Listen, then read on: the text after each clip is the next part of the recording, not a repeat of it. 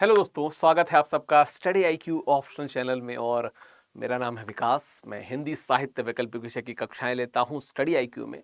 और जैसा कि हम जो सीरीज कंटिन्यू कर रहे थे, जहां पे हम हिंदी साहित्य के इतिहास पे बात कर रहे थे, तो हमने कुछ वीडियोस के पहले ऑलरेडी रिकॉर्ड कर चुके हैं। आप उसे प्लेलिस्ट में जाके देख सकते हैं। उसके आगे आज से हम बात करेंगे, क्योंकि इसके पहले हमने जो बात की थी वो हमने अनौपचारिक इतिहास की बात की, औपचारिक पे भी हमने शुक्ल पूर्व की बात की। अब हम शुक्ल युग की बात करेंगे, जहां पे जो आचार्य शुक्ल हैं उनकी द्वारा लिखे गए इतिहास से बात करते हुए हजारी प्रसाद द्विवेदी तक जाएंगे। और फिर बात करेंगे कि जो दोनों का इतिहास लेखन है उसमें क्या अलग या क्या विशेष बात है और क्या एक दूसरे के पूरक कहे जा सकते हैं। ठीक है, तो हिंदी साहित्य का इतिहास लेखन देख रहे थे।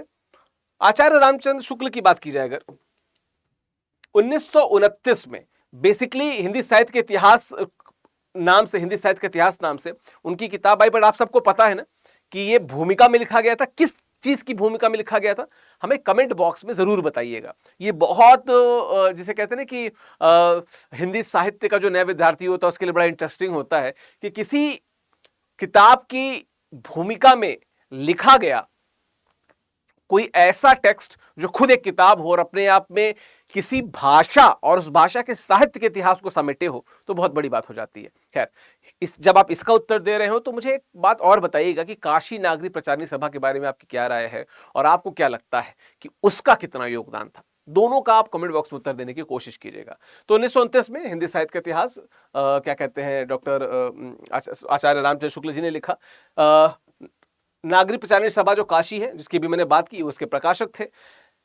प्रत्यक्षवादी या विधेयवादी दृष्टिकोण उन्होंने अपनाया। प्रत्यक्षवादी क्या कि जो सामने सामने दिख रहा है, हमने उसकी बात की। प्रत्यक्षवादी को आप ये भी कह सकते हैं जो युगीन परिस्थितियों के बारे में सिर्फ बात करे, उस युग से पहले या उस युग के बाद को एक दूसरे में जोड़े ना। बाद में जब हम हजारी प्रसाद द्विवेदी जी को पढ़ेंगे तो परंपरावादी दृष्टिकोण को भी देखेंगे, लेकिन कई मामलों में प्रत्यक्षवादी दृष्टिकोण बेटर होता है, कई मामलों में परंपरावादी होता है। हम उसको भी डिटेल में देखेंगे। बट उससे पहले आप ये जानिए कि प्रत्यक्षवादी क्या होता है। जैसे कि अगर आप किसी युग की विशेषताओं को देख रहे हैं और उस युग में 90% कवि एक विशेषता को फॉलो कर रहे हैं, 10% कवि किसी और विशेषता को फॉलो कर रहे हैं, तो 90% कवियों को उस युग में शामिल करके बाकी 10 को आप थोड़ा अलग रख सकते हैं, या उनको किसी और से अगर जोड़ना चाहें तो आप जोड़ नहीं सकते। लेकिन जब आप परंपरावादी की बात आएंगे तो आप खोजते हैं कि ये किस परंपरा से जुड़ सकते हैं, फिर आप उनको उस परंपरा से जोड़ते हैं जो हजारी प्रसाद द्विवेदी ने किया। ठीक है, हिंदी साहित्य के इतिहास लेखन परंपरा के वास्तविक कर्णधार निश्चित तौर पर आचार्य शुक्ल, कोई डाउट नहीं इसमें। हिंदी साहित्य का इतिहास उन्होंने लिखा तो प्रथम वैज्ञानिक दृष्टिकोण से रचित इतिहास है। बहुत अच्छे तरीके से उन्होंने हर चीज को, चाहे वो कालक्रम हो, चाहे वो कालक्रम का नामकरण हो, बहुत शानदार तरीके से किया। हालांकि नामकरण विवाद को हम बाद में डिटेल में पढ़ेंगे। ठीक है, प्रारंभ में नागरी प्रचारणी सभा काशी द्वारा प्रकाशित, खैर इसमें आई गया हिंदी शब्द सागर की भूमिका के रूप में प्रकाशित था। और बाद में वो इतना पॉपुलर हुआ और इतना अच्छे तरीके से लिखा गया था कि उस भूमिका को एक प्रॉपर नई किताब की शक्ल में वहां पे प्रदर्शित किया गया। ठीक है, इसका परिवर्धित संस्करण 1940 में प्रकाशित हुआ। 1000 कवियों का इसमें वर्णन था। हिंदी के विकास में योगदान देने वाले कवि शामिल हैं जिन्होंने हिंदी के विकास में योगदान दिया। ठीक है, अब इसीलिए उन्होंने सिद्धनाथ साहित्य को थोड़ा सा साइड कर दिया, क्योंकि उन्होंने कहा कि ये तो धार्मिक ग्रंथ है, इसको क्यों ऐड करेंगे, हम बात करेंगे उस पर।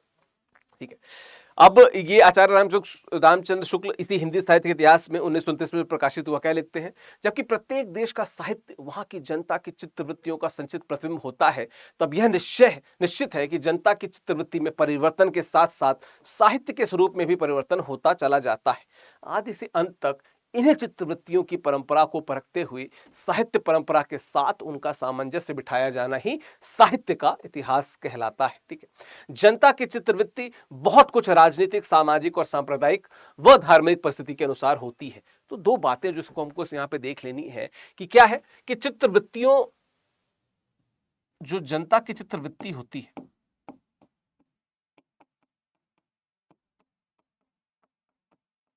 जो जनता की चित्तवृत्ति होती है, ठीक है, उसको समय के साहित्य परंपरा के का सामंजस्य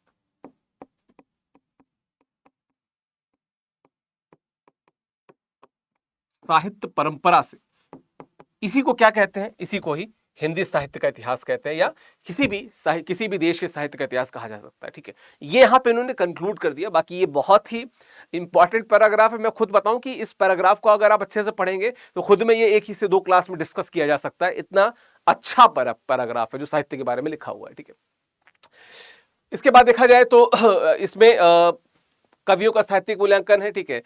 900 वर्षों के इतिहास को 4 कालखंडों में विभाजित किया आचार्य शुक्ल ने, ठीक है। वीर गाथा काल, भक्ति काल, रीति काल, गद्य काल, और आप सबको पता है कि इसमें से ये जो दो नामकरण थे, भक्ति काल और रीति काल, इन्हीं नामकरणों को फाइनली ऑफिशियली भी स्वीकार किया गया। वीर गाथा काल हालांकि आदि काल बना, जो कि आचार्य हजारी प्रसाद द्विवेदी ने इसकी बात की थी, और गद्य काल को फाइनली आधुनिक काल कहा गया, जहां पे फिर हजारी प्रसाद द्विवेदी आपको देखने को मिलते हैं, ठीक है। संपूर्ण भक्ति काल निर्गुण सगुण में, तदुपरांत निर्गुण ज्ञानाश्रय प्रेमाश्रय में तथा सगुण राम भक्ति कृष्ण भक्ति शाखाओं में भक्त, जो आज भी चलता है। तो हम कह सकते हैं कि भक्ति काल का जो संपूर्ण जो डिस्ट्रीब्यूशन है, जो पूरा जिसे कहते हैं कि वर्गीकरण है, वो आचार्य शुक्ल जी की ही देन है, और अपने आप में बहुत बड़ी क्या कहते हैं योग्यता है, काबिलियत है कि आपने एक वो प्रारूप सामने ला कर रख दिया जिसको वर्षों से पूरा एक ग्रुप जो था वो ढूंढ रहा था, लिखने की कोशिश कर रहा था, नहीं लिख पा रहा था, और आगे आने वाली पीढ़ियों के लिए कितना सुलभ हो गया, कितना सुलभ हो गया यहाँ पे, ठीक है। हिंदी साहित्य के आलोचनात्मक इतिहास की बात की जाए तो ये किताब मैं इसके कई बार जिक्र कर चुका हूं। डॉक्टर राम कुमार वर्मा जी इसके लेखक कहे जाते हैं। 1938 में कहे जाते नहीं है, इसके माफ कीजिएगा, ठीक है, 1938 में प्रकाशित थी, ठीक है। केवल आदिकाल में भक्ति काल ही वर्णित है। ऐसा कहा जाता है कि लिखते लिखते उनकी तबियत खराब हो गई, फिर उनका निधन हो गया, तो शायद वो पूरा कर सकते थे, ठीक है। खैर 693 ईस्वी से लेकर 1693 तक, यानी कि इन्होंने भी लगभग 1000 वर्षों का इतिहास लिखा हुआ है। शेष भागों को वो नहीं लिख पाए क्योंकि मृत्यु हो गई उनकी, ठीक है। अपभ्रंश के पहले कवि स्वयंभू को वो हिंदी का कवि मानते हैं। अभी हमने थोड़ी देर पहले यानी कि पिछली क्लास में पुष्पदंत की बात की थी। आप मुझे बताइए कि पुष्पदंत को किसने पहला कवि माना है? क्या उनका नाम शिव सिंह सेंगर है? अगर है तो कमेंट बॉक्स में मुझे बताइएगा। तो इन्होंने स्वयंभू को अपना पहला कवि माना, अपभ्रंश के पहले कवि। खैर बात की जाए इसके बाद की, तो हिंदी साहित्य का जो आलोचनात्मक इतिहास है, जो अभी जिसकी हमने बात की डॉक्टर राम कुमार वर्मा वाले की, इसको देखा जाए तो ये 7 प्रकरणों में विभक्त है। संधि काल, चारण काल, भक्ति काल के अनुक्रमणिका, ठीक है, भक्ति काल, प्रेम काव्य, राम काव्य और कृष्ण काव्य। तो कहीं ना कहीं ये भी उसी पथ पे आगे चल रहे थे जिस पथ को आचार्य रामचंद्र शुक्ल ने बहुत मेहनत के साथ बनाया था। उसी पथ पे वर्मा जी भी चल रहे थे, और कहीं ना कहीं दोनों लोग एक ही स्कूल ऑफ थॉट के भी थे। आचार्य राम कुमार वर्मा आचार्य शुक्ल जी को बहुत फॉलो किया करते थे, ठीक है। शुक्ल जी के वर्गीकरण का अनुसरण इन्होंने किया, अभी मैंने बताया। खैर निर्गुण ज्ञानाश्रय शाखा को संत काव्य तथा निर्गुण प्रेमाश्रय शाखा को सूफी काव्य कहा। ये भी बहुत, आज भी जब हम लोग पढ़ते हैं तो इन दोनों नामकरणों को पढ़ते हैं वहां पे। तो आप अगर आपको ये लगता है कि हिंदी साहित्य का इतिहास किसी एक व्यक्ति की देन है, तो नहीं है। एक तो ये क्रमिक परिणाम है, पहली बात तो सबका उसमें योगदान है। बी, बहुत से ऐसे मूर्धन जिनको हम यहाँ पे पढ़ रहे हैं, विशेषकर जैसे हमने शुक्ल जी की बात की, वर्मा जी की बात की, अभी द्विवेदी जी की बात करेंगे, इनका योगदान बहुत ही स्पेशल है, विशेष है। इसलिए क्योंकि जो फाइनल जो ऑफिशियल जो कहते हैं कि हिंदी साहित्य का इतिहास जिसे कह सकते हैं आधिकारिक, उसमें इसी जो इन्होंने वर्गीकरण किया, इसका ही प्रयोग होता है। इसलिए इनको हम ऐसे भी पढ़ते हैं, ऐसे तो बहुत सारे लोग, ठीक है। आदिकाल को संधि काल एवं चारण काल कहा। अब ये चारण काल किसने कहा था? ग्रियर्सन ने भी इसी काल की बात की थी, ठीक है। अपभ्रंश साहित्य को संधि काल के अंतर्गत इन्होंने वर्णित किया, जो अपभ्रंश साहित्य उन्होंने संधि काल के वर्णित किया। फिर यहाँ पे आते हैं आचार्य हजारी प्रसाद द्विवेदी, ठीक है। ये 3 ग्रंथों की रचना करते हैं, हिंदी साहित्य की भूमिका, हिंदी साहित्य उद्भव एवं विकास और हिंदी साहित्य का आदिकाल।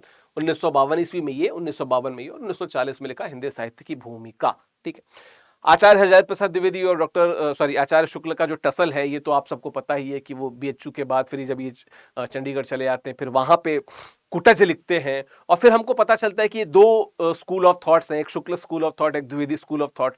ये द्विवेदी वो द्विवेदी युग वाले नहीं है, महावीर प्रसाद द्विवेदी अलग थे, ठीक है। सोहनलाल द्विवेदी भी थे, पर वो भी अलग है। हम हजारी प्रसाद द्विवेदी जी की बात कर रहे हैं, ठीक है। तीनों साहित्य इतिहास की दृष्टि से उल्लेख्य है।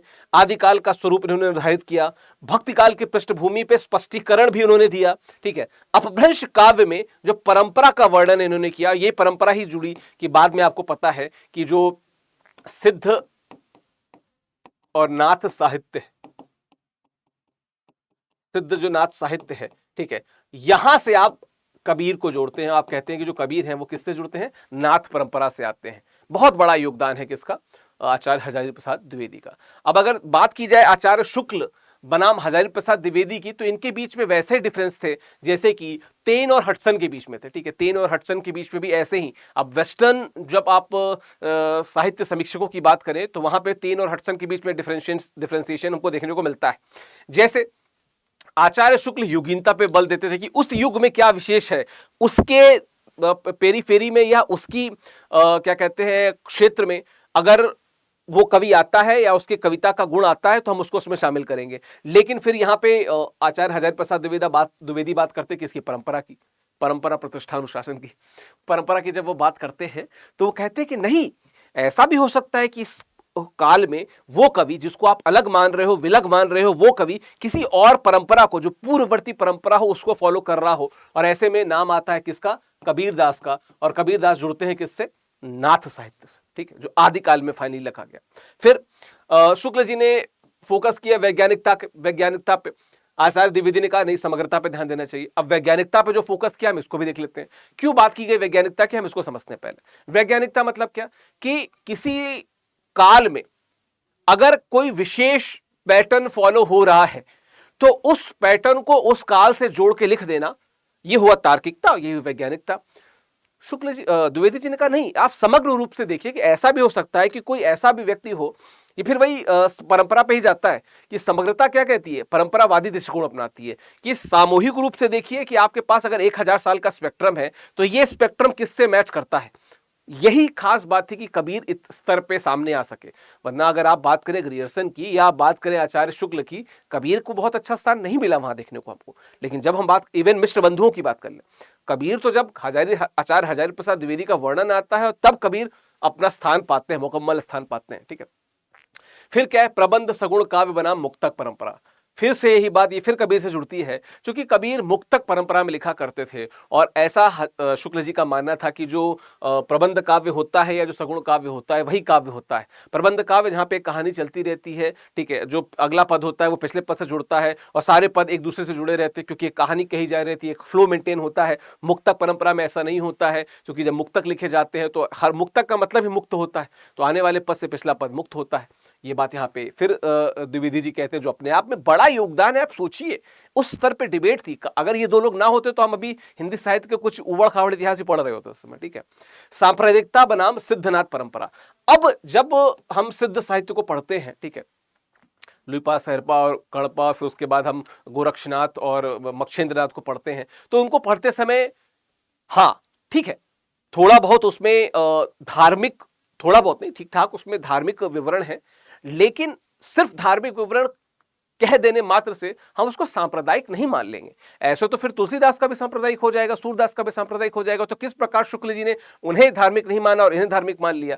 तो कहीं ना कहीं थोड़ा सा वहां पे जो विचारों में मतभेद था, और इसको लेके बड़े मुखर थे आचार्य हजारी प्रसाद द्विवेदी। उन्होंने कहा कि नहीं, सिद्धनाथ परंपरा को हम सांप्रदायिक नहीं कह सकते, क्योंकि उस समय साहित्य वैसा लिखा जाता था। अब साहित्य में लोगों को ऋषि उस समय पढ़ने में थी, लोग वही लिख रहे थे, तो उसको वो था तो उस समय का साहित्य ही, सांप्रदायिक हो या ना हो, सांप्रदायिक का टैग दे देना अपने आप में बड़ा ही अजीब सा था, तो नहीं देते हैं उनको, ठीक है। भक्ति काल के उद्गम पे मत, तो एक तो ये मत है म्लेच्छ वाहिनी का, और फिर उसके बाद नैनार अलवार का। इस पे जरा मुझे एक बार आप बताइएगा, क्योंकि इसको मैंने बहुत डिटेल में ऑलरेडी कवर किया है। मुझे बताइएगा कि म्लेच्छ वाहिनी का मत किसका था और अलवार नैनार का मत किसका था। क्योंकि भक्ति काल के उद्गम पे एक बात ये भी आती है कि किसी ने कहा कि जो अलवार नैनार आंदोलन था वो जब उत्तर भारत में आता है तो बहुत विशाल रूप ले लेता है, और वो भक्ति काल के रूप में या भक्ति आंदोलन के रूप में परिणत होता है। वहां पे कुछ लोग कहते हैं कि नहीं, ये म्लेच्छ वाहिनी का आंदोलन था। तो क्या था, किसका था, ये कमेंट बॉक्स में मुझे बताइएगा। कुछ तो आप रिसर्च आप भी कीजिए, कुछ तो आप भी बताइए इसके बारे में। खैर, क्या ये एक दूसरे के पूरक थे? अगर आप मुझसे पूछेंगे तो मैं कहूंगा कि सिर्फ ये दोनों नहीं, बाकी के भी जो साहित्यकार थे, साहित्य समीक्षक थे, वे सब एक दूसरे के पूरक हैं, समग्र रूप से एक दूसरे के पूरक हैं, एक समूह के पूरक हैं। लेकिन अगर इसमें से किन्हीं दो को वृहत रूप से अगर जोड़ा जाए तो निश्चित तौर पे आचार्य हजारी प्रसाद द्विवेदी और आचार्य शुक्ल एक दूसरे के पूरक एक और मायने में माने जाएंगे। कैसे माने जाएंगे देख लेते हैं। अगर हम देखें, जो इस समय जो हम चार उसके डिवीजन देखते हैं, कि हम आदिकाल की बात करें, ठीक है, उसके बाद ये पहला है, दूसरा है भक्ति काल, ठीक है, तीसरा है रीतिकाल, ठीक है, और चौथा है आधुनिक काल, ठीक है। बात की जाए इसकी तो आप देखिए कि ये दोनों जो नामकरण है, ये नामकरण किए हैं शुक्ल जी ने, और ये जो नामकरण है, ये दोनों नामकरण जो है, ये नामकरण आपको देखने को मिलते हैं किसके द्वारा, आचार्य हजारी प्रसाद द्विवेदी जी द्वारा। तो अगर हिंदी साहित्य और खासकर जो पद्य साहित्य का जो वर्गीकरण है, इस वर्गीकरण के जो 4 टाइटल देखने को मिलते हैं हमें, उसमें से 2 शुक्ल जी के हैं, 2 आचार्य हजारी प्रसाद द्विवेदी के हैं। तो हम कह सकते हैं कि ये क्या थे, एक दूसरे के क्या थे, पूरक निश्चित तौर पे थे। और आप आगे जाके जब चाहे कामायनी या भारत भारती या ऐसे सारी ग्रंथों, आप सूर तुलसी इसको भी पढ़ेंगे ना, आपको एक कहीं ना कहीं एक तरफ शुक्ल जी का मत दिखेगा और उसके अगेंस्ट आपको द्विवेदी जी का मत दिखेगा, और उन दोनों का जो सारांश होगा वही असल निष्कर्ष होगा। तो हर जगह और आगे भी कई जगह एक दूसरे के पूरक दिखेंगे एक दूसरे को। और 2 ग्रुप ऑफ स्कूल, जैसे Shukla ji group of school और Dwivedi ji group of school, यहाँ पे भी आपको बहुत सारे विद्वानों में आप वर्मा जी को देखेंगे, आप डॉक्टर नगेंद्र को देखेंगे, आप नामवर सिंह जी को देखेंगे। तो कॉन्ट्रास्ट तो दिखेगा, और यही कॉन्ट्रास्ट जो है ना, ये हमें निष्कर्ष पे लाता है। इसलिए मैं कह सकता हूं कि इन 2 विद्वानों का हिंदी साहित्य जगत में होना और उनका अपने समीक्षा देना अपने आप में एक वरदान था हिंदी साहित्य के लिए। हम आप जब हिंदी साहित्य पढ़ते हैं तो इन दोनों को हर बार जिक्र करते हैं, क्योंकि इनका योगदान अप्रतिम सिर्फ इसलिए नहीं है कि इन्होंने अपने अपने तरफ से योगदान दिया, बल्कि इसलिए है कि ये उस स्तर तक गए जहां पे अगर बहुत रिसर्च या बहुत मेहनत ना की गई होती तो बहुत सारी चीजें सामने नहीं आ पाती। ये जो कबीर का जो परंपरा समग्रता, मुक्तक सिद्धनाथ परंपरा से जो उनका जुड़ाव है, वो हमारे सामने ना आ पाता। तो आशा है कि आपको ये अच्छे से समझ में आया होगा। ठीक है, बाकी ये मेरा टेलीग्राम चैनल है @ऑफिशियल विकास करके, आप सर्च बॉक्स में जाएंगे और लगा के ऑफिशियल विकास डालेंगे तो आप ये लिखेंगे तो सीधे मेरा चैनल आ जाएगा। बाकी स्कैन करके अभी आप इससे जुड़ सकते हैं। बाकी इस सीरीज को कंटिन्यू देखते रहिएगा। आपका दिन शुभ हो। All the very best. Thank you.